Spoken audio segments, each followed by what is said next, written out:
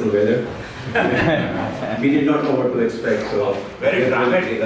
Few places, I think in few areas there's rain and other areas. Swamiji is a sign of auspiciousness. Yes, we can say that. So thank you all for coming, even with this weather. So we are delighted to have Swamiji here. This is his third visit. He's been here exactly a year ago, in October 25th. We had a satsang with him in a larger forum in Śloka temple. So this time we have it in a smaller group, but we have a lot more sessions. We have 4 sessions, 2 each day. So I'm hoping that all of you can come back again. So Swamiji, as you know, we have been fortunate to have this satsang going on from support from you, other acharyas for almost a decade now. All started with Swami Muktatmananda. And we are also thinking about having different forum next year, so I'll reach out to all of you. Perhaps we can look into some sort of a retreat, and we'll see if it's getting some momentum, then we'll do that. So due to limited planning, time and Diwali festival, we thought this time we'll have it a short, smaller group. We have a wonderful topic today, Nirvana Shatkam, a profound composition of 6 verses, Shatakam, 6 verses, attributed to Ādi Śaṅkarācārya. This verse uncovers the nature of self, Ātman, by negating all that which is not self. And so we are looking forward to hear from Swamiji on that. We'll make this introduction short. I'll start with Swamiji's introduction for those who are coming in for the first time. We'll have a Śloka chanting. Shivani will do the chanting. And then Swamiji's explanation. We're going to have 2 sessions, as I said. So in between, we'll have 30 minutes break. You can get up, stretch. If weather is good, you can go out on the patio. We'll try to bring tea, so you can have tea and snacks. And then after the session, we are also having, from all the volunteers support, we are also having the box lunch. You can have lunch here or you can take it home. So again, thank you all the volunteers for your support. We have been able to do this for the last 10 years now, and we will continue to do it every year. I'll give you a brief introduction of Swamiji. For those who don't know Swamiji, Swami Muktatmananda is a disciple of Pujya Swami Dayananda Saraswati and Swami Vedānta. Swamiji has undergone a 3 years of residential teacher training in Vedānta courses under Pujya Swamiji. Swamiji leads retreats and regular classes on Gita, Upanishad and Brahma Sutras at ashram in Ahmedabad, as well as our ashram in Salisbury, Pennsylvania, Arsha Vidya Gurukulam. We'll talk about Arsha Vidya Gurukulam during the break session, or whoever wants to know it. It's a wonderful place for retreat, and we'll give you the information if you need it. Swamiji is also teaching ongoing weekend classes on Bhagavad Gita, and he is engaged in community outreach. He also takes a lot of online courses, so please feel free to go online and listen to him. He is very regular on that, on various Vedanta topics. Swamiji has delivered his Vedanta knowledge with great lightness and clarity, and we've been fortunate to have him here for the last 3 years, and hopefully we'll continue to do that. So with that, just a couple of things. This is the main door. If you have to go in and out, use that door. Safety point of view, if there is an emergency, we hope not, both the exits are available. You can go on either of the doors, and we'll all get together in the parking lot. Hopefully we'll not miss that. And during the break, as I said, you can get up, stretch, and if you need to move around, you can do that. So with that, I'll turn it over to Shivani. Please turn off your cell phone, so just to make sure that everybody can listen quietly. And we'll have a Śloka chanting, and then we'll have Swamiji start his Swamiji. You will sit there, right? You will sit there. Thank you.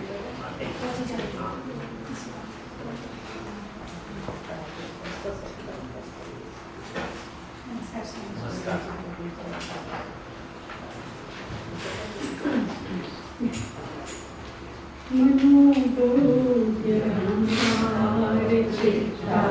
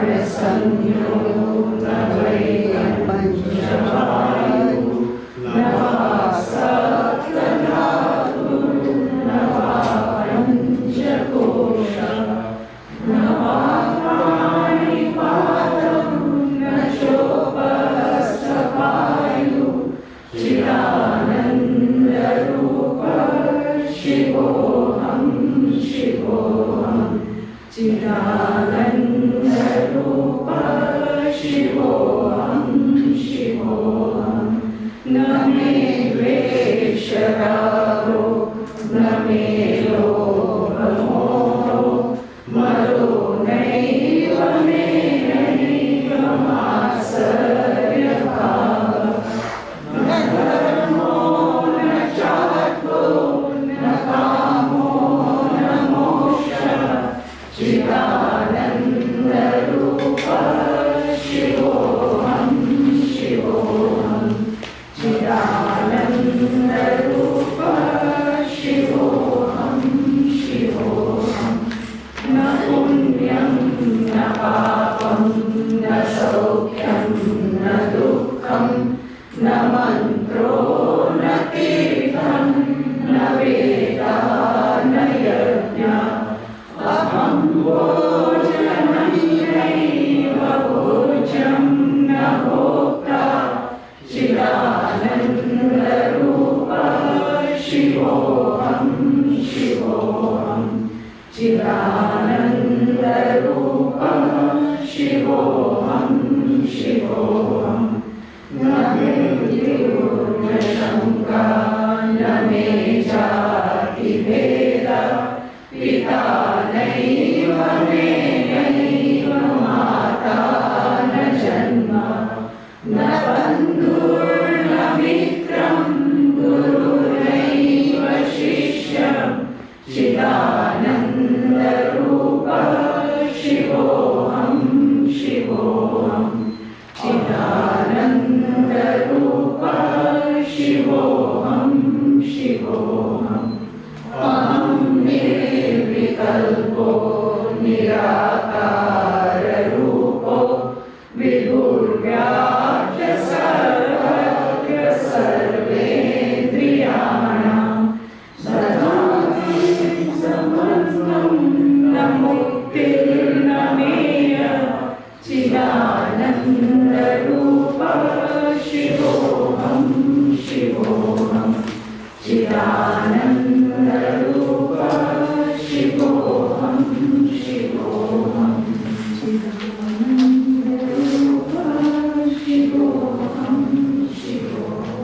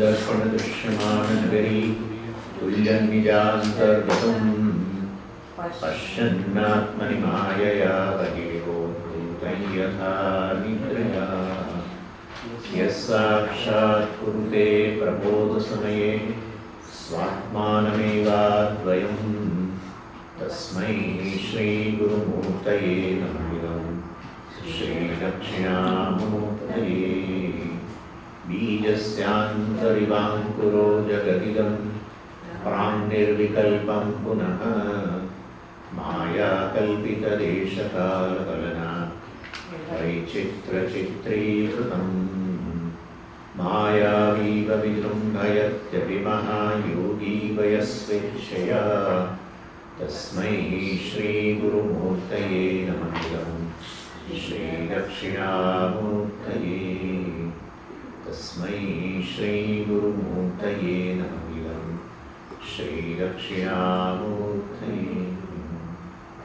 ॐ सहना भवतु सहनौ भुनक्तु सह वीर्यं करवावहै तेजस्विनावधीतमस्तु तमस्तु मा विद्विषावहै ॐ शान्ति शान्ति शान्तिः सदाशिवसमारम्भां शङ्कराचार्यमध्यमाम् अस्मदाचार्यपर्यन्तां वन्दे गुरुपरम्पराम् ॐ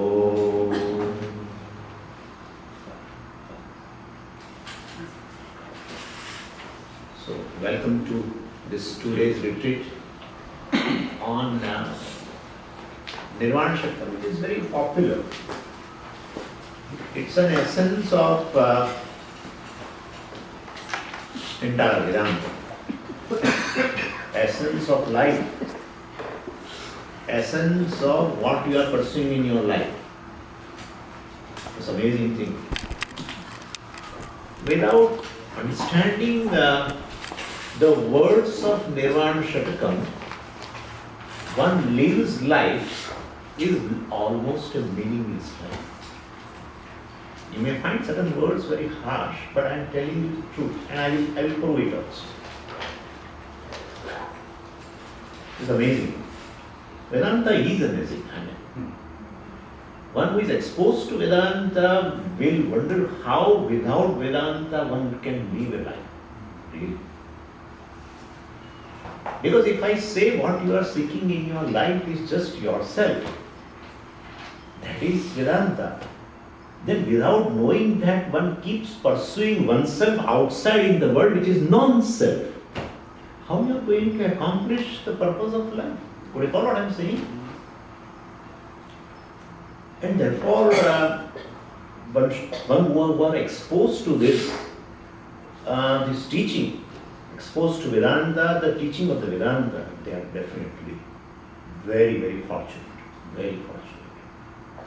Dullabam trayavaitat daivanugraha hetukam manushyatvam mokṣutvam mahapurusha samshaya. Dullabam trayavaitat. These three are really, really, really rare to get. Daivanugraha hetukam. Really, it's a grace of Ishvara. Grace is not something which he, every day morning throws in the world. Some packets. So everyone is looking up and doing prayer, but he doesn't give a grace to them. Some of them he disgrace. Some of them he gives grace, and some of them he does not share this grace. No. Otherwise he would also have a likes and dislikes. All grace is nothing but your own karmas. Good karmas, which are fructified into this fashion of making you, giving the body, human body, then with a desire to gain freedom in life, mokṣa, and to gain that desire one is exposed to this teaching. It's amazing.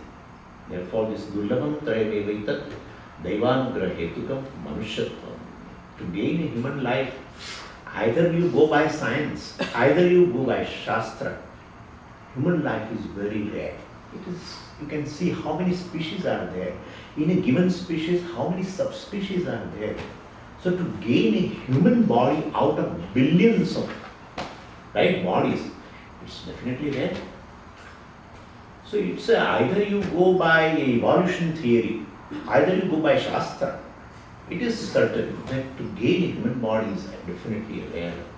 So to gain a human body in which you have a capacity of desiring, you have free will, and you definitely you exercise your free will to gain freedom. It's another. And to gain freedom, people are struggling in this world. So-called spiritual people desiring mokṣa, struggling to get a right means, so that you employ those means and gain ultimately the freedom which you are seeking. Basically every human being is seeking is something really rare. Anyway, so this Nirvana Shatkam is a set of 6 verses, which the subject matter is Nirvana. So here, Nirvana means freedom. Freedom, mokṣa. And freedom is of 2 types. One is this, if you study Nirvana Shatkam, you get freedom. And you get freedom which is of 2 types. One is a freedom from past. Yeah, freedom from past. Everyone carries the past. Not I'm talking about karma. Everyone carries, but one hardly lives in present. One hardly lives in present. If you really live in present, you are a very fresh person, because present is really, every moment is a new moment in a life. But no, we always see, perceive the world, experience the world from the impressions of the past all the time. And so all our rāga dveṣas are definitely of the past, right? Rāga dveṣa have several impressions. This is something good, bad, this, favorable, unfavorable. This person is good, this person is bad, etc. All we carry. And as you meet a person, you definitely see or transact with the person through that lens of rāga dveṣa. So one really carries the past. Past, the rāga dveṣa, which really brings all sorrow and everything. All are shades of rāga dveṣa. Everything, starting from anger, starting from jealousy, greed, a sense of competition, everything. Or anxieties, worries, all. That's how we carry. So we hardly live in present. So to get freedom from past, freedom is always freedom from something which is undesirable.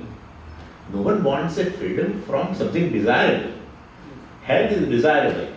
And well, Swami, what are you saying? Freedom from desirable, freedom from the health? Then I don't want your things. No. Freedom of something which is undesirable. And the past is really undesirable. That's how they say shade off. Shade off your past and relate to the present, right? We are not able to do. So definitely our present has become past, in fact. And therefore past was definitely impressions, memories, definitely give sorrow. The present which you can enjoy also has become past. So double sorrow. Could you follow what I am saying? Yeah. My God. Here it is. How can you say, Swamiji, Vedānta talks about freedom from past, which it gives me freedom from past? Name dveṣa rāgo, name lobha mokṣa, madonaiva menaiva mātsarya bhaya, right? Chidananda rupa Śivoham Śivoham. Yeah, freedom from past. Swamiji, but I have so much rāga dveṣa. That's ignorance. Yeah. Rāga dveṣas are not there at all. I am not saying that. Therefore, I have rāga dveṣa. That also is wrong. So this is something really. So first promise, first guarantee card given by the Vedānta and the teacher of the Vedānta, both they go together, in fact. Because Vedānta reveals the words and they are revealed through the teacher. Certain methodology is there. There is a methodology. That's what we are going to discuss. How I am Chidananda. First thing, in that very process of revealing what I am Chidananda, you will always discover. Definitely, I am not the mind, I am not the buddhi, I am not the data, etc. So amazing.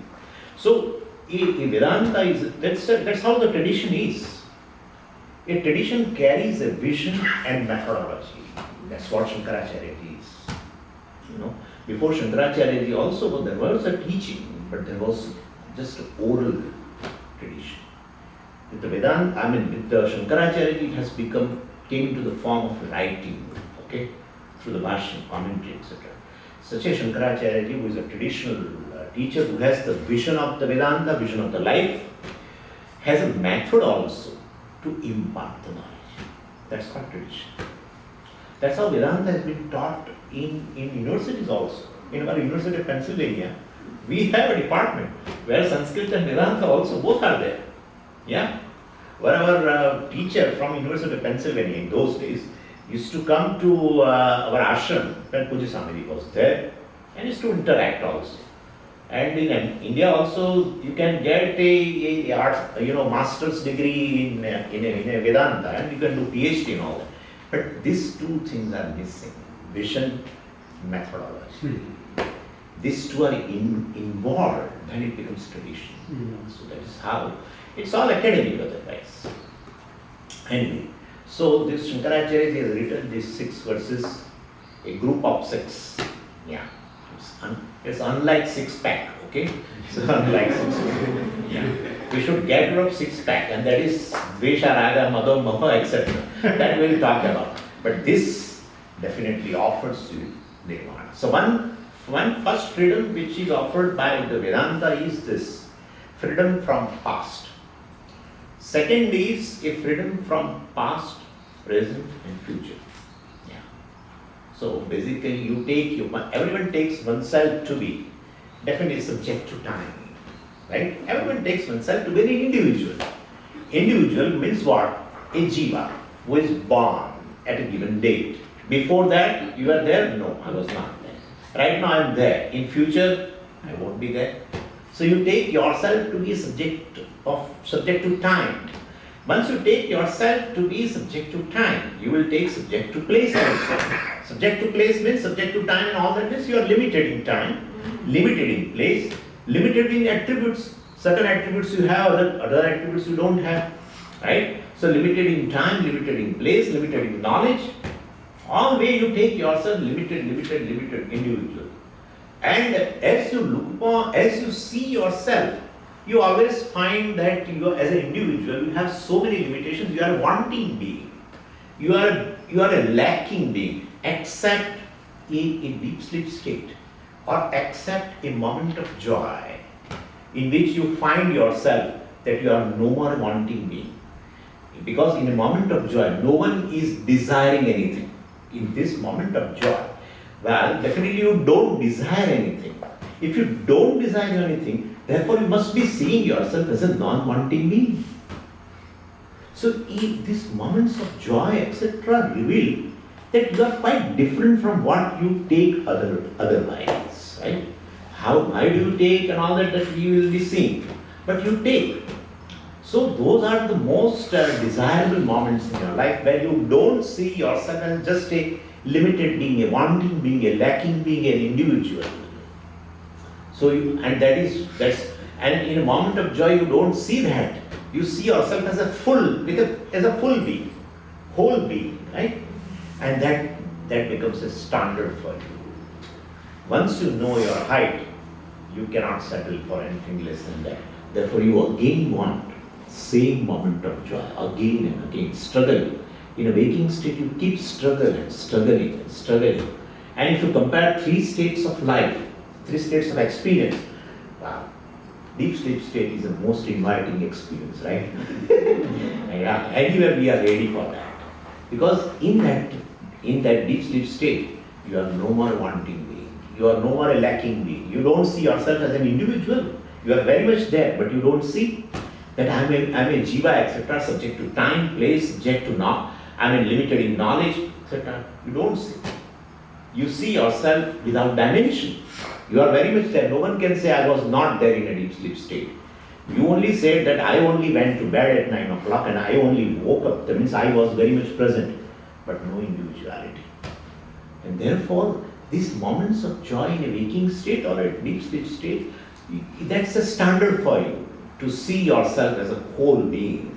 And therefore, you cannot settle for anything less than that. So that's how people keep struggling for those moments of joy even in a waking state. So Shastra offers you are not an individual being. Those moments of, if you are really an individual being, you cannot drop that individuality. Because it's your nature. Like a fire cannot drop heat any time. Water can drop.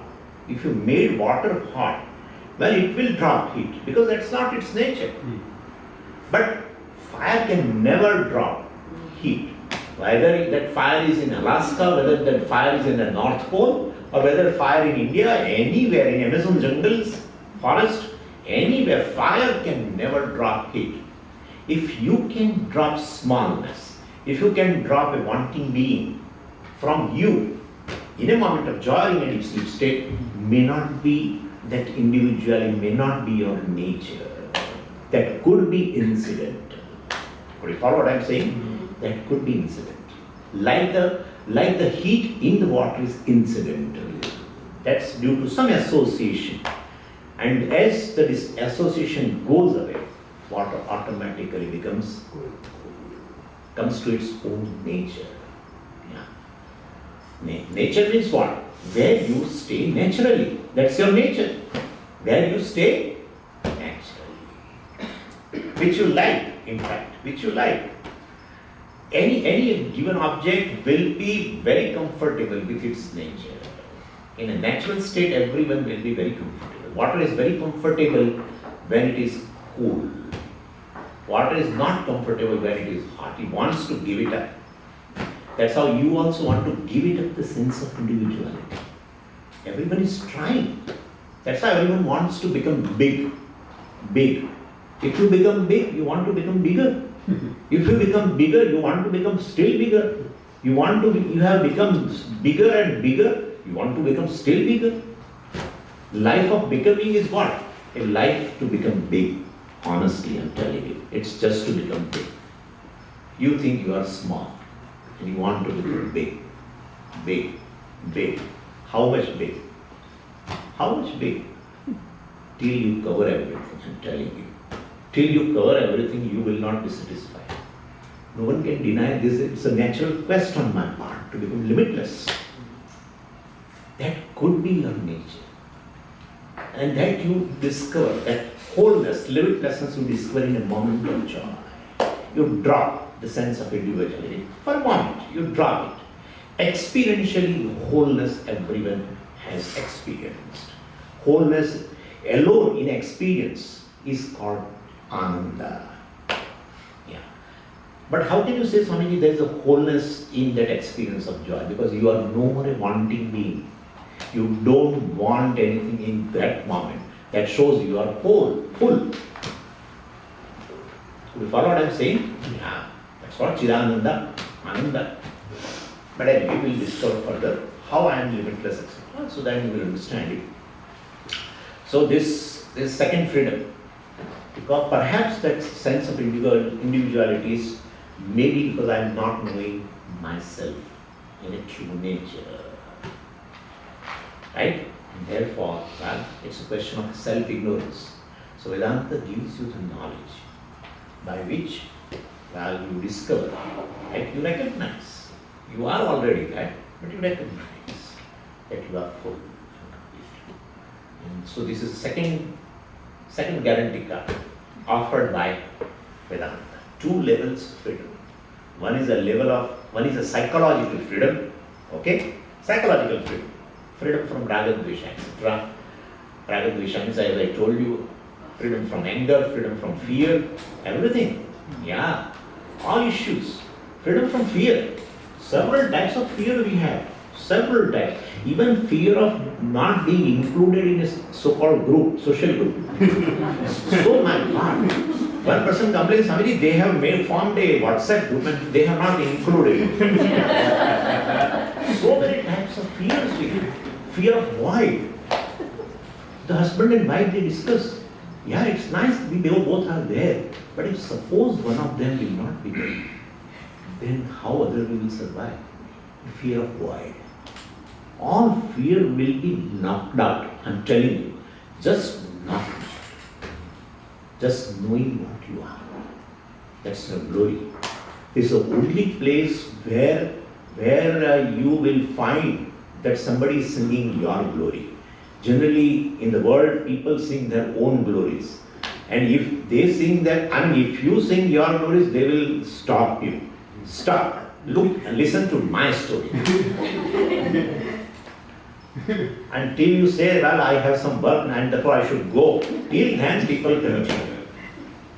Everyone is interested to sing one glory, one's own glory. This is the only place where Shastra sings your glory. Look at that. What is this dimension of yourself you will discover. So that is, this is a second level of freedom. Is offered by Shastra. And everyone loves freedom.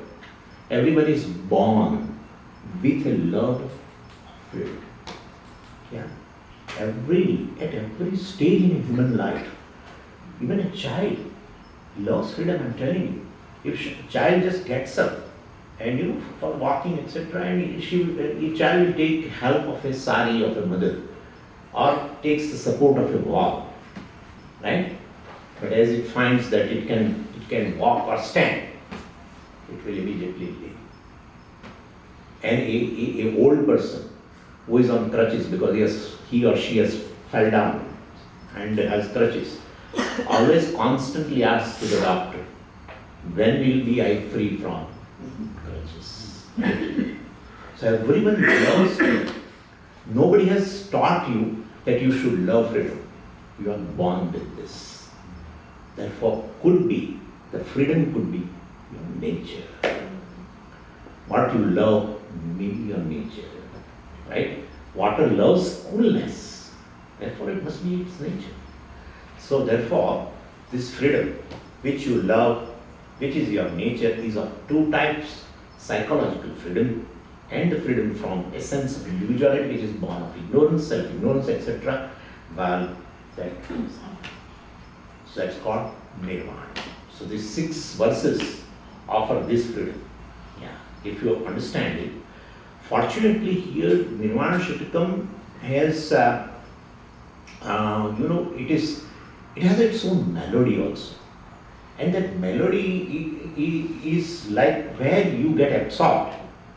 People say, well, mind get absorbed. Mind is not absorbed. You are absorbed. You, the person who is interacting with the world, which has all kinds of complaints and a bother,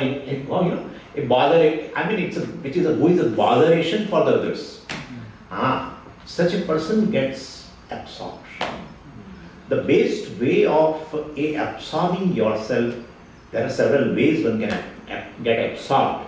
The best way is music. Music is something where a person gets absorbed very easily. And its tune, etc., melody is such where you can, she sang, and you hear others also. You will find that when it's, as a singer starts singing, you feel you are absorbed in that. So that's the one thing. And not just melody, the lyrics, the words are also very revealing words, by which, basically, it reveals a certain facts, and every human being basically has to know this, the meaning of these words. So not knowing oneself well is a big problem. Everyone becomes a person to be dealt with. That's how they say. Everyone becomes a person to be dealt with by others. And everyone is a person to be dealt with by himself also. Yeah.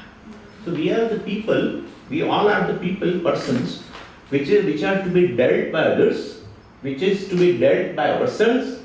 And therefore, in not knowing this, the meaning of these words, which is there in the 6 shlokas, one becomes problematic for oneself or others. That's how to be dealt with. They say always, hey, I can't handle that. You should handle this. Yeah. Knowing Chidananda, well, you become blessing to the others. Not knowing Chidananda, you become a problem to others, maybe problem to yourself. In fact, you are a problem to yourself. That's how no one is able to sit with oneself. Anything one can do, but can't sit with oneself. One cannot sit with oneself. Yeah. If you close me here and take away the mobile first here. Take away the mobile and books, everything. I have to just sit.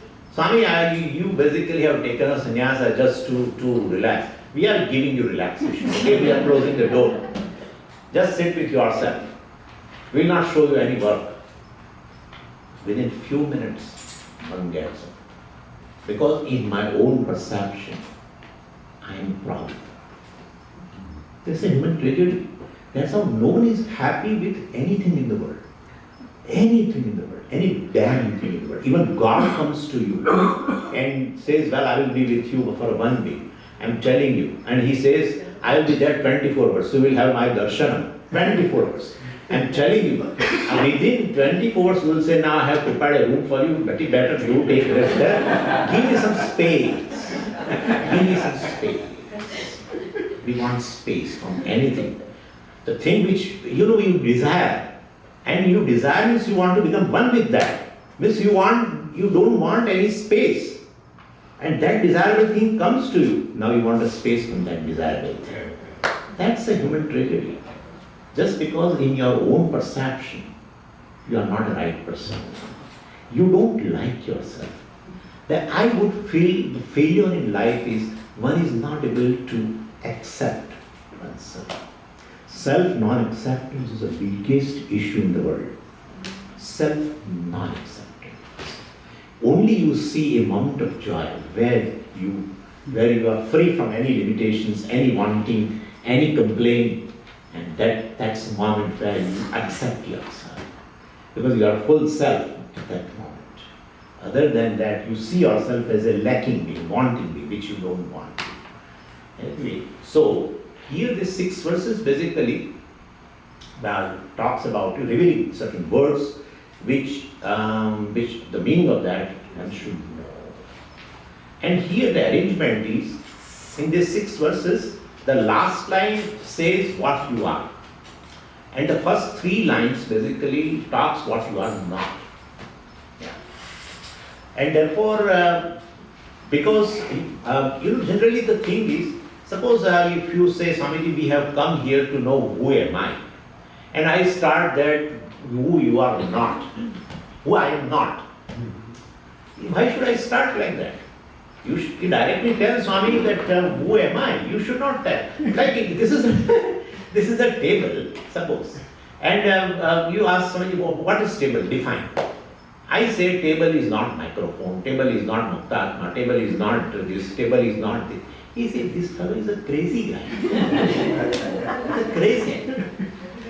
He's a crazy guy. We are asking you what is table, and you are saying table is not microphone. We are not asking that. Yeah, that's correct.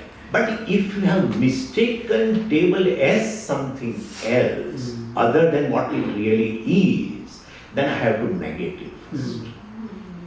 Will you follow? Then only I have to say what table is. Therefore, I has been mistaken. Because self-conscious. If you are self-conscious, you are going to judge yourself. If you are totally self-conscious, means if you are conscious of yourself completely, you are going to judge yourself completely. And if you don't know what really the self is, your judgment will be a wrong judgment.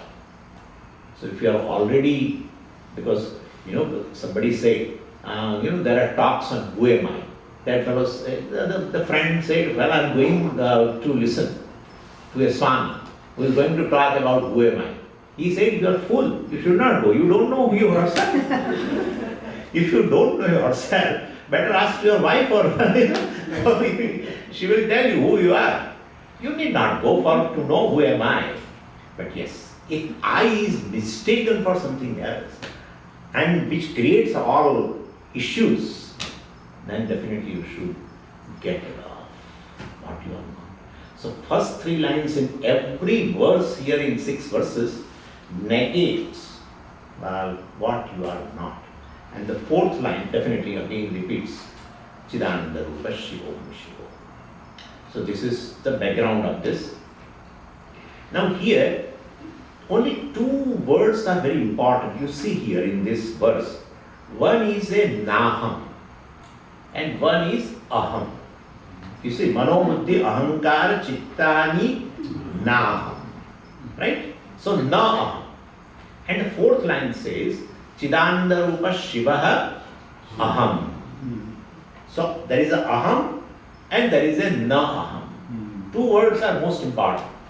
In fact, these 2 words, the meaning of these 2 words only constitute the entire world. There is no third category at all. One is aham, second is naham. Bas. So we should know, if we know these 2 things, aham and naham, but that's it. There is nothing else to know. Nothing else to know. Yeah, everything is totally known to you. Yeah. Right? Yena vijnanena sarvavidam vijnatam bhavati tad vijnanam asti. In Chandogya it is said, in Mundaka Upanishad, everywhere it is said, Yena vijnanena, by knowing yourself, well, definitely everything is as well known. Therefore, these 2 things only to be known. There are only 2 categories, there is no third category at all. And therefore, well, first is, as I told you, is this aham. Whatever the meaning of aham, we are not going into that, as I told you. But what is not aham is very clear to us. This book, Swamiji, non-I, no, no. This microphone, non-I, right? This table, non-I, camera, non-I, this fan, non-I, light, non-I, mountain, non-I, sun, non-I, moon, non-I, space, non-I, and galaxies, you can go further, galaxy, non-I, black hole, non-I, non-I, non-I, non-I.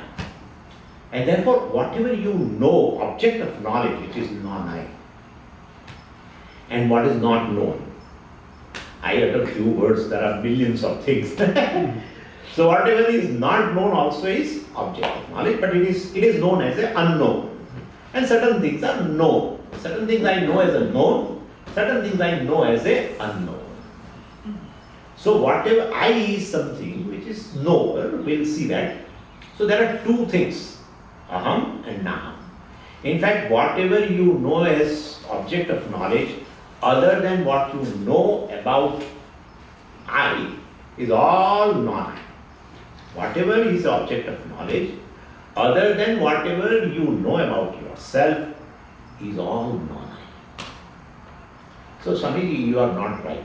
You said all entire world, entire cosmos is only two things? Yeah, only two things. You are wrong. There is a third category. And that third category is God. Yeah. God. You have forgotten. You are Nastika, Swami. You have dismissed God. Saying there are only two things in the world, I and non-I. That's it. There is nothing else. No, there is nothing else. How can you say that? Huh? God is not a third category. Well, if it is not a third category, then well, definitely I am God. Don't say that. Never say that I am God. Therefore, if I am not God, then God automatically becomes what? Automatically becomes. I am not saying anything. Because in your understanding, the meaning of the word God does not fit into the meaning of word I. Right? And therefore, if the meaning of whatever be the meaning, Sarvashakti, Sarvagnya, etc., omniscient, omnipresent, is a one who is a giver of the result and everything. Well, such a God is definitely, I cannot be. I am definitely a beggar of all fruits of action, etc. And I am a very, small knowing. I am having a small power, etc. Therefore, whatever is the meaning of word I which I know, in that the meaning of word God doesn't fit. Therefore, I am not God. If I am not God, then what is left is just non-I. Non-I is God. Then non-I is God means this is God? Hey, what are you saying? This is God? And this is God? This is God? We don't like. So then I said, then you include in I. If you cannot include the meaning of God in the meaning of word non-I, then you should include in the meaning of word I. No, there also I cannot include. Then there is a tussle going on. Then he says, well, I will show you the solution. Perhaps I is both I and non-I together. You cannot say that. Why I cannot say? Because I and meaning of non-I cannot be together. It's like, because they are opposite. Both are opposite. Meaning of what I is whatever it is, and the meaning of non is all object of knowledge, cannot be together.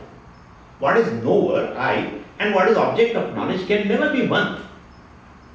Cannot be one. I am a knower of a donkey, and you say, well, knower of donkey and knower, and the donkey, both should be included. What is this? What are you saying? It's like including, it's including ignorance and light. Combined together. Two opposite words with a different meaning, totally contrary to each other, cannot be.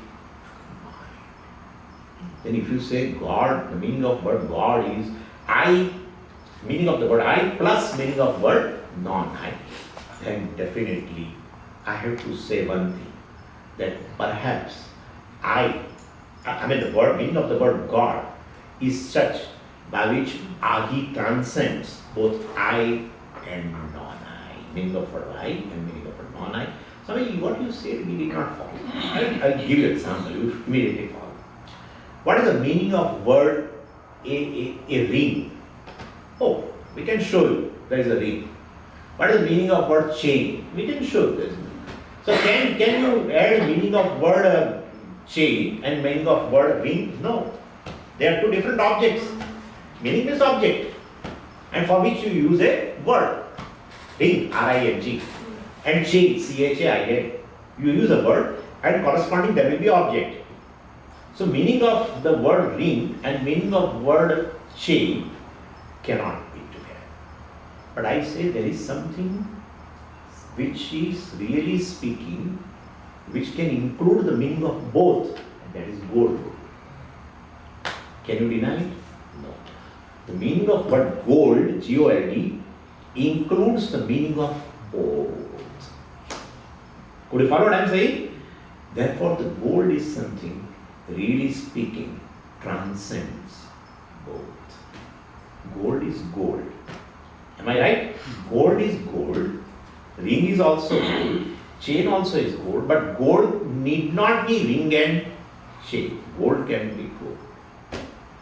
Anyway, Swamiji, this is too much. Okay, leave it. Okay. But I'm saying, because an idea will come that Swami says I and non-I, he is not including the God. Well, then God we should include both. If God is I and God is not non-I, he is no more a God. He is a limited entity. If God includes non-I and doesn't include the meaning of word I, then also God will be limited. If God is all-pervading, limitless, it should include both. But you cannot include, you cannot make a mixture of I and non-I. Then definitely God is something which transcends both. At the same time, appear as a both. I and non-I. That would be the final meaning, but let's leave it. Swamiji, with this, don't go further into that. Okay. So this is the meaning. But I say because in the last line you see, Chidananda Rupaha it is said, that's fine. But Śivoham it says, I'm God. That is too much for many people. Chidananda is okay. Chidananda is okay, Swami, but I am Shiva, I am Ishvara. I am Ishvara. When Śaṅkarācārya is saying, definitely must have certain clarity about it, right? So we'll see that. Okay. So that's how I said God also. Now here, what is the dividing? I am asking you certain question in order for to be a little more alert. What is the dividing line, a border between I and non-I? The body or the shell, whatever I think. Something you can objectify. What is the dividing line between I and non-I? You have a knowledge about judgment. No. You have a knowledge whether what is. No, I'm just simple asking question. In your own experience, when you say I and non-I, two things are there. If two things are there, there must be a border. Two states are there is a border. Two countries are there is a border. So two things are there, I and non-I. What is the dividing line? Consciousness. Consciousness is not a dividing line. Ignorance. Ignorance is not a dividing line. I mean, I consider Right now in experience, don't go into the body itself. The body itself. Just go into so much. Not part of What about the it. body itself? Ego. Something you see. Experientially, there is something which you say I, Ego. and other than that you say non-I. What is that? Well, body and body. See what? Even in the shirt, you never say I. Otherwise, when you ask me, what's your name, Swami? I should say, I am shirt because this is I. No. Even in a shirt, I don't have I sense. So the border between I and non-I is not at the shirt. It is below that. Okay. Then if you wear a chain or a bangle or there also there is chain, bangle, etc. There also you don't say I am chain. That means that also you don't take it as I. Maybe on the ring, on the finger which you wear, that finger you have I sense, but not in the ring. The chain which you wear, even in a neck, right? Called necklace. There in a chain you don't have eye sense. Then in a neck you have eye sense. In a hair wig which you wear, right? You don't have that. Otherwise you should say I am a hair wig. Except you never say. In fact, you want to hide it also. Anyway, I am still searching for for me.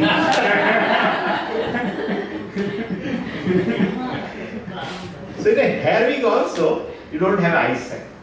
In a shirt, you don't have eye sense. Even in a specs, you don't have eye sense, etc. Otherwise, you would say, I am a spectacles, a pair of spectacles. You won't say.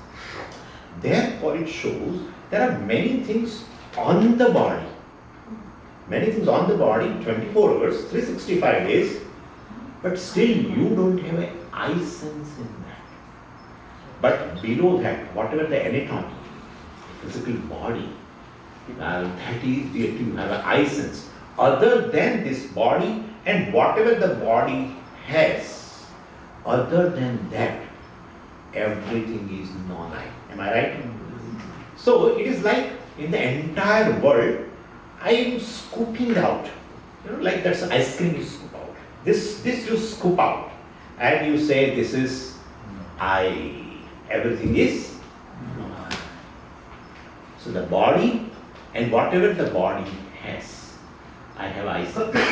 Even if bullet passes between two fingers, right? If bullet passes through, the day should not come. I'm just saying, passes through between two fingers, you will say what? Thank God, Swami, I am saved. So between two fingers also you don't have an eye sense. Could you follow what I'm saying? Between two fingers also, well, you don't have eye sense. But fingers of course, and everything. So this is what I means the physical body and whatever the body has. I should know the time, huh? Yeah. Because I don't have anything else. It's 10 right now. So 30 minutes. Yeah. So anyway, so this. What is the between? That's what I'm saying. Nothing. The physical body, I mean the border line, there is no straight line. Because it goes like that. Even if the belly is a little bigger, the eye goes like that. Okay? And even the hair, I mean in that whatever the skull from there and whatever the area of the physical body, that is the border of the eye. Could you follow what I'm saying? Because I have an eye sense in the physical body. And everyone who is born has an eye sense in the physical body. And therefore, this is I. Other than everything else is non-I. Who has an objection in this? No one has objection. And well, if that is the case, Swami, okay, Tata. We don't want the I, non-I, you already said which I, we don't know. Okay, we'll take a cup of tea and we'll go. It's enough for, we have listened for half an hour, it is too much. Yes. Vedanta starts here. What you take it as an I may have a component of a non-I. Analysis begins where you take the body as an I. Whether it is true or not. And if it is true that I am the body, that is true, that's a reality, that I am the body is my nature, if that is the truth, then you should be happy. Giving your introduction to the world, that I am body. Then anybody shows the limitations of the body, or you are aware of the limitations of the body, you should congratulate yourself or to others. Anybody who can show the limitations of the body as your own limitations of I, you should be happy. Therefore, if you say, Swami, you have become a little dark, I should be happy. Thank you very much. Or Swami, you don't have any hair on your head. I should say, yeah, thank you very much. I don't like it. Why shouldn't I like if I am body? Because that's a reality. Would you follow what I am saying? Anywhere you show the limitations of the body or whatever the body has, I just don't like it. On the contrary, when I become free from the limitations by disidentifying with the body, mind, sense complex in a deep sleep state, I become happy. Am I right? Therefore, I think we should inquire into this. Whether really I includes body, mind, sense complex, with body and whatever inside. Yes? We should inquire into. Perhaps not inquiring, I may not be able to enjoy the life as I much should enjoy. Body is subject to birth and death. I should accept it. Yeah, body is subject to birth and death, and therefore I am subject to birth and death, and therefore I should be very happy when the death comes. No. Body is subject to old age. I should be happy. Body is growing old. Yeah, I should be happy. Body is growing old means what? I am growing old. No one is happy. Even by word uncle and auntie, I am telling you. No one. Even though he really become uncle now, or auntie, but if he says, uncle, please give me some space, I want to go, or auntie, you feel that somebody has told you something. And you stand on a weighing scale, and now it shows it 3 pounds more. Body is 3 pounds more, but your heart is 30 pounds more. Somehow I and the body together, that kind of awareness I don't like.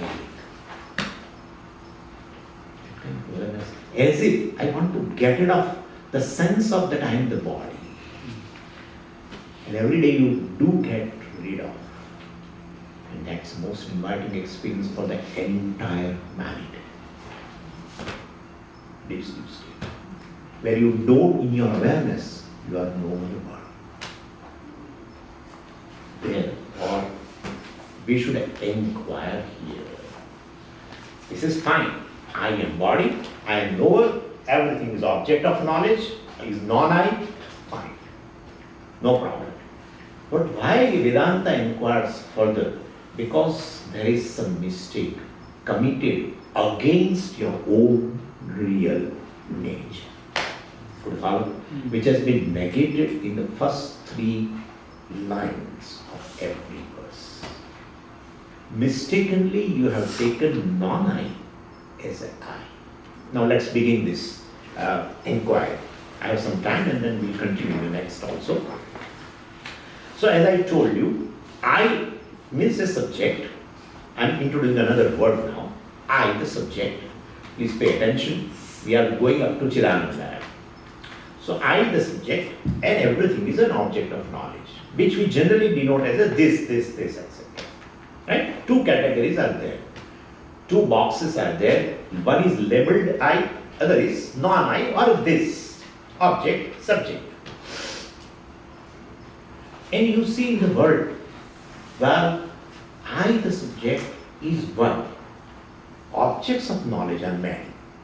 Colors, forms, many. Smells, objects of knowledge, non-I, many. Smells, many. Tastes, many. Right? You are the taster. I mean, you know the taste. So you are, I, the subject, is the knower, is one. The objects are many.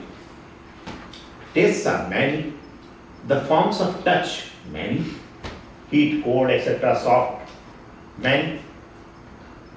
Atoms, many. Objects of knowledge. Particles, many.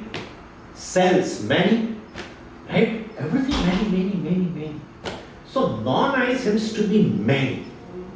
The knower, I, the subject, who knows all of them, appears as to one. Looks like it is one. Like for me, just taking example of myself right now, I am the knower, right? I am the knower, and objects of knowledge, many. Then you can also say, I am the knower, and objects of knowledge for you are many.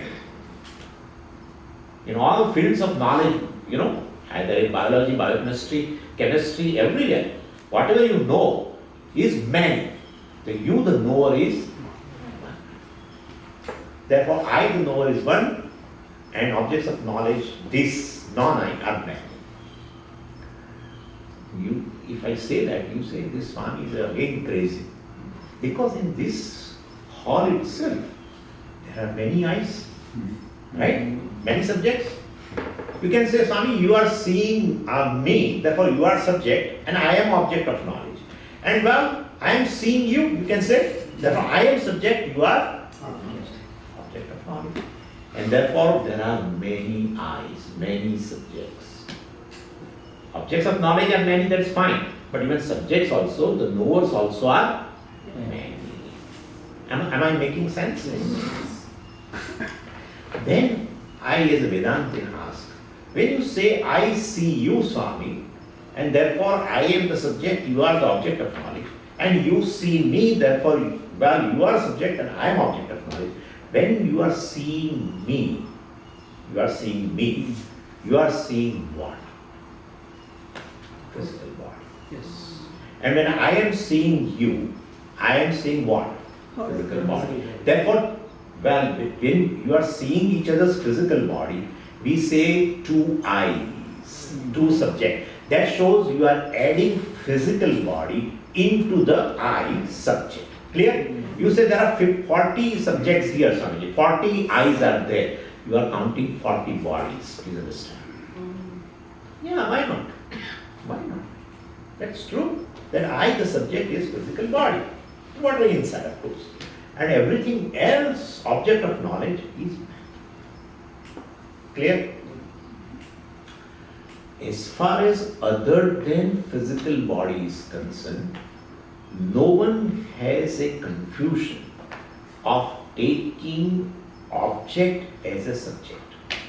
One can confuse one object for the other object, but one never confuses oneself for taking object as a subject. I will explain you. You take one object as another object. That we used to give example, you remember also. Like a rope is taken as a snake and all these kind of things. Where one object is taken as another object, that mistake everyone commits. You see one person and this is what happens to me. I meet some person and I say, hi, Mr. Ramakrishna. He said, Swamiji, I am not Ramakrishna, I am so so it becomes an embarrassment for the person. But so you commit this kind of mistake. But you will never find the object of knowledge is taken as the very lower subject. No one does. You are seeing me right now. You don't call yourself as Swami Muktatmananda. Right? You are seeing me. Object of knowledge. You are knower. You don't commit the object as subject. Even in our life, there are certain people in this world where our extension of I is there. Yeah, extension of I is there. Looks like. My son is ill. You feel that you are ill. It happens. Therefore, even in office, that person goes to office and he said, why you are not in a mood today? Yeah, I mean, are you ill?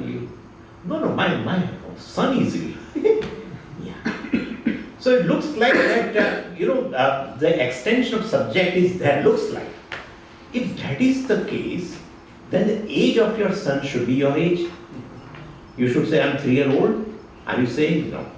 Your son has just got admission in KG. You are saying that I just got admission in KG? No. You say, I did my master's. Therefore, even though so-called certain objects, husband, wife, parents, maybe, on there you may have is that kind of a little identification, but you know they are object, I am subject. You never commit that mistake.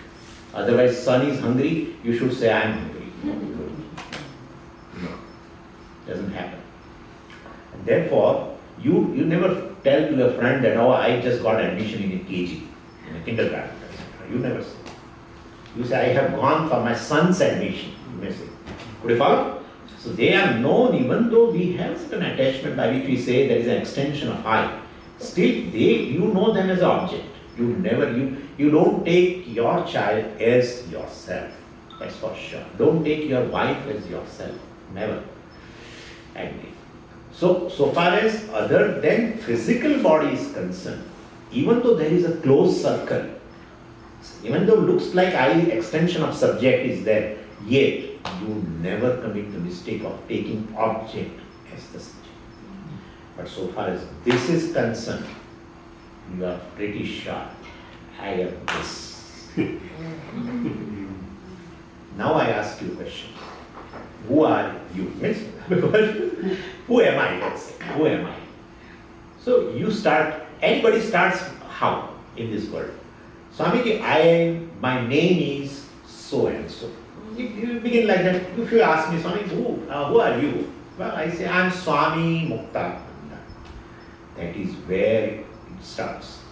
And any name will not be there unless the person is born. A body is born. So when you say name, inherently you are saying, I am physical body. Clear? No name will be there if physical body is not there. So that is where. Then I say further, please tell me give your one intro. Yes. Give your one intro. Well, I am son of so and so, or I am daughter of so and so. Again, son or daughter cannot be there, well, without the physical body.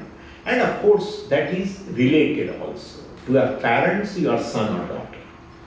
So that introduction you are giving in relation to, you have started giving in relation to others.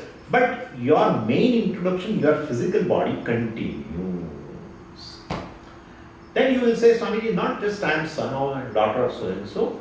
I am a married person and I am father of two sons, or father of son and daughter, or mother of son and daughter. Again related. Again related. Right? Then you say, I am neighbor of so and so. Related. I am friend of so and so.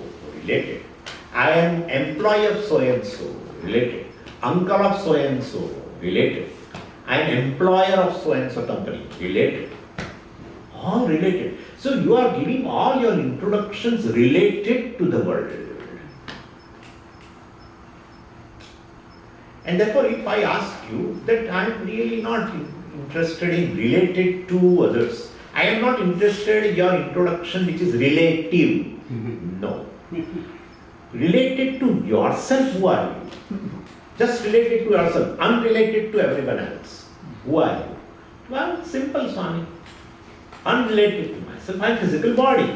Without I am physical body, I cannot say I am son of so and so. Without I am physical body, I cannot say my name is so and so. Without physical body, which is I cannot say I am father of so and so.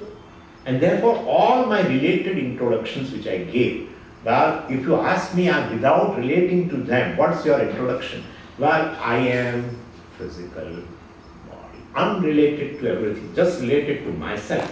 I am physical body. And why not I can give this introduction? Because that's the truth. That's the truth. Even this is there, 24 verse. I don't say, well, I am short, but yes. And therefore, and you ask anybody. Therefore, when the body is tall, I say I am tall. When the body is short, I am short. When body is fair, I am fair. Body is black, I am black. Body is sitting, I am sitting. Well, right? Body is sitting, I am sitting. It's not that I am sitting here and body is walking away. No. It's not there. So body is running, I am running. Body is lying down, I am lying down. Therefore, whatever body does, that I do. Whatever the body is, that I am. Therefore, I am now giving you microphone and telling you. You have asked me the introduction. Who are you? Well, my final words to you is, I am physical body. Clear? I am a physical body. Then we say something. If you made all these statements, let's analyze. You say, I am tall. I am fair. I am sitting. I am walking. All your statements, I am analyzing as a Vedānta.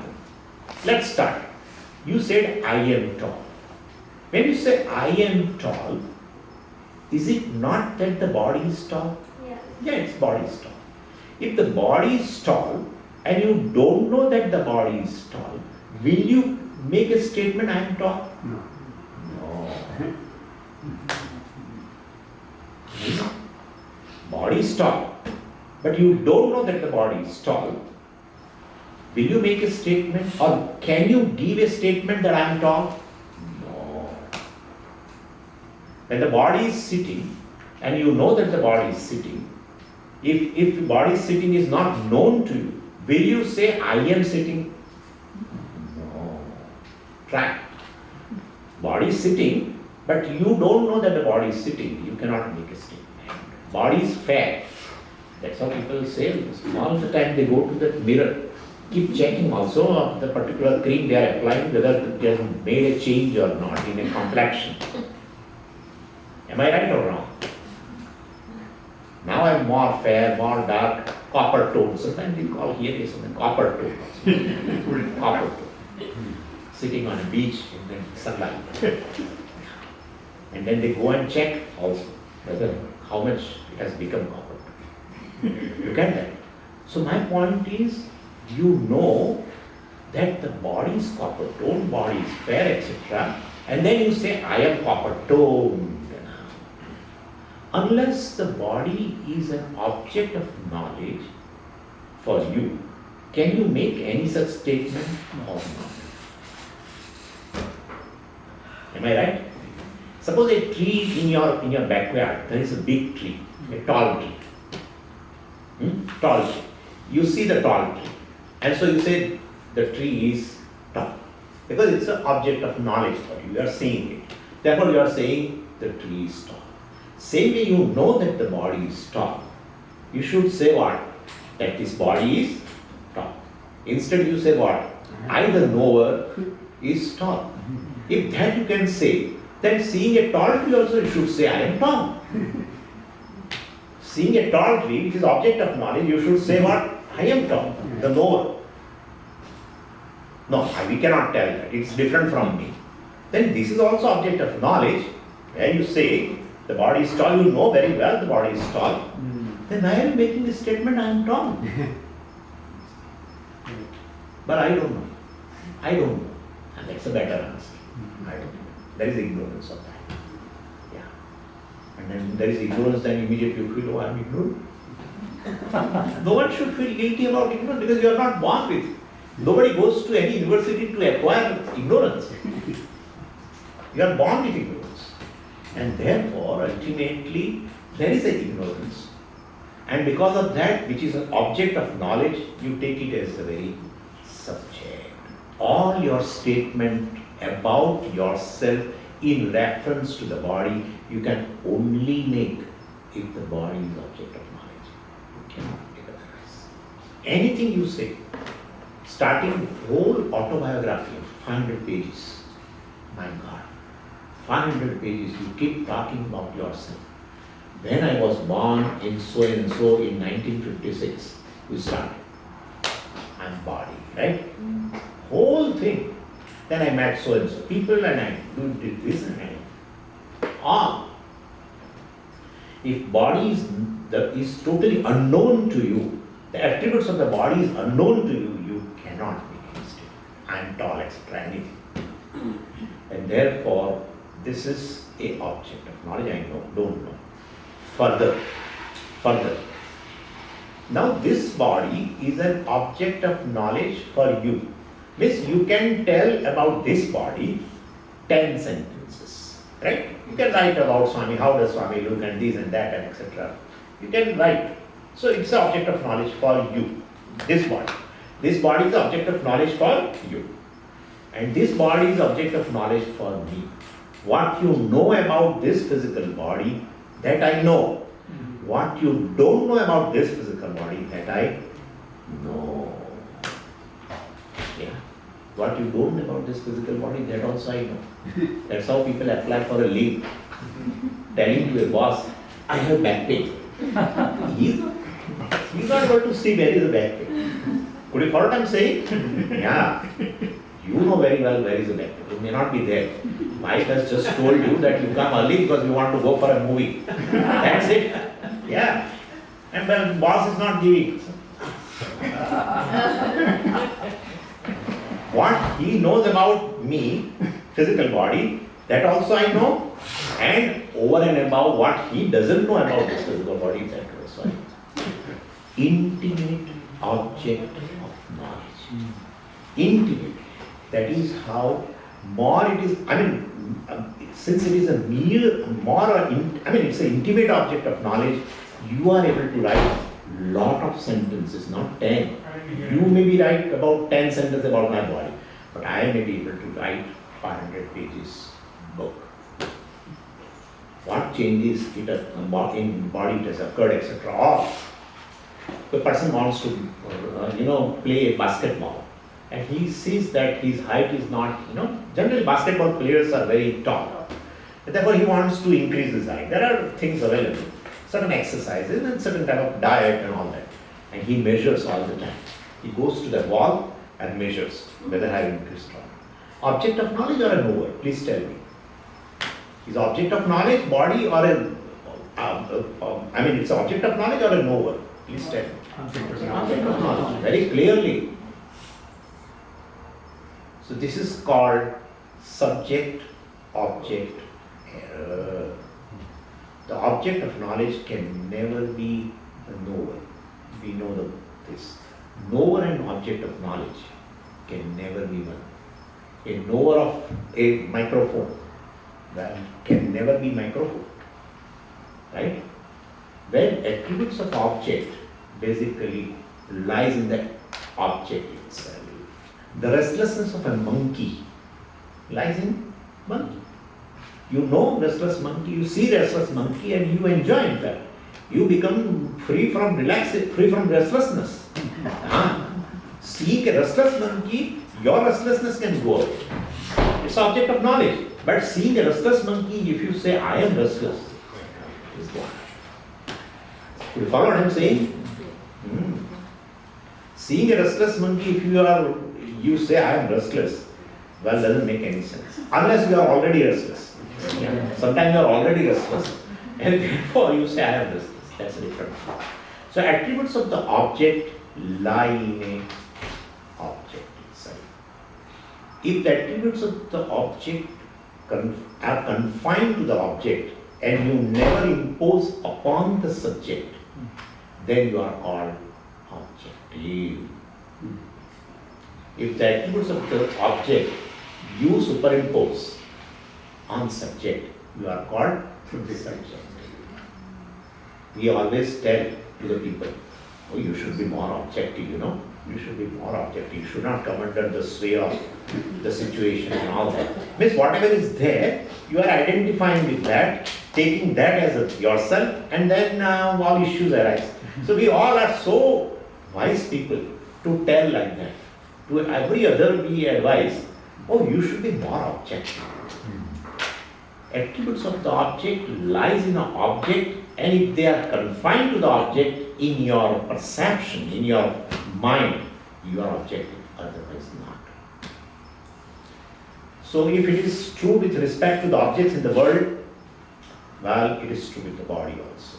Attributes of the body should be confined to the body. Therefore, aging. See now, aging. Swamiji, I am aging. Mistake. Body is aging, there is no doubt about it. Attribute of the object is aging. Getting old. You say, I am getting old. Attributes of the object is what? Birth. Oh, Swamiji, I am subject to birth, etc. I am 56-year-old. And well, how many years I will live? Well, people will go away one day. The story starts like that.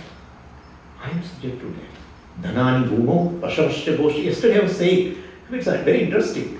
Dhanani bhumo pashavasya goshte bhaya grihadvari sutasmashani shariram ashesham dharmo ekah jivati dharmo ekah gacchati jivena sada. Describing, there is one verse, Subhashita, about a person who is just passed away. Dhanani bhumo, all his wealth and his properties and everything is lying there. Dhanani bhumo, he has left them behind. Pashavasya goshte, in those days cattle was a wealth. So all cattle remain in the barn, right? Dhanani bhumo pashavasya goshte bhaya grihadvari. Now they are preparing for cremation and they are taking him. Bhaya, in our India, generally wife doesn't go, right? Grihadvari, she goes up to the door. She cannot go along with him. Then Bharya Grihadvari, Sutaha Smashani, the son, etc., the close relative, go up to the cremation place. Then, after that, all are living now. Shariram ashesham. The body has become ashesham, gone. Body has turned to ashes. Shariram ashesham. Then nothing goes with you? No, nothing goes with me. Dharmo ekaha gacchati. Jivena sa. Whatever you did, good actions in your life, that will come out with you. So when you hear, Swamiji, we become emotional. We never realize we are committing a mistake of taking the object or the attribute of the object as the attribute of the subject. Swamiji, I am isolated. I have a sense of void in my life. I am a lonely person. I have not been included, I told you. I have not been included in so and so group. All you are there. You are taking this body as yourself. Look at that. Just I have not gone up to Chidananda, please. I have not gone. I am just first stage, still first stage. Namrityu Shunka, Name Jati Veda, Pitane no Mene no Mata na Janma. Look at that. But Swamiji, I am Chidananda. We'll go, I know that. It's the first stage where you realize it's a contemplation you have to do, where you should realize that body is not this body is object of knowledge for the world, body is object of knowledge, in fact, intimate object of knowledge. If I can describe about my body in so many words, big essays, therefore it must be a very, very intimate object of knowledge. More the intimacy of the object, more close the object, more you can describe. That's how you are able to describe about your own son many things. About your son, the neighbor describes few things. You can describe about your son many things. Closer the object, more you can describe. Body is the most intimate object of knowledge.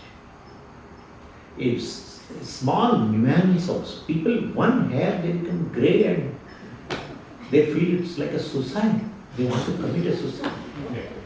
One beauty queen in India, one day she got up in the morning and she went to bathroom and she found that one hair has grown white. That day was a day of calamity. Yeah, honestly, a few years ago, Miss Universe. So, well, body definitely goes through its own things, but taking it as a subject is an issue. Well, Swami, that is fine. It's object of knowledge, but how it is object of knowledge? Because I see my body, therefore it's object of knowledge. I smell my body, therefore it's object of knowledge. I touch my physical body, therefore it's object of knowledge. Right? It's a touch. I taste my body. It's a object of knowledge. Therefore, it's object of knowledge, that's fine, but through my senses. Therefore, I am senses. I am senses. Are you senses? Are you in a sense to say to have senses? When you consult about your senses to a consultant and pay $500, he consults you first. What's your problem? Consultants give his consultancy inputs later. First he consults you. And he consults you knowing sure that you know your sense organs very well. What's your problem with your eyes? What's your problem with the ears? And you describe. He has to say, yes. I understood. Right? So in fact, I am not even sense organs. Then well, all conclusions only this take place, all this in mind. Therefore I am mind. I am not sense organs, but I am the knower of the sense organs, I am knower of the physical body. All this conclusion takes place where? In the mind. Therefore I am mind. And that is how when the mind is angry, I am angry. Mind is agitated, I am agitated. Mind is calm, I am calm. And it is true, experientially. Everyone says that. When the mind is angry, I am angry. That's everyone's experience. Experientially you know something. but knowledge-wise you may not know. Experientially you know, thanks to science, my God. Experientially you know many things, but knowledge-wise you don't know. The whole world knows, whole world has experience of a sunrise. Really speaking, we should ask science.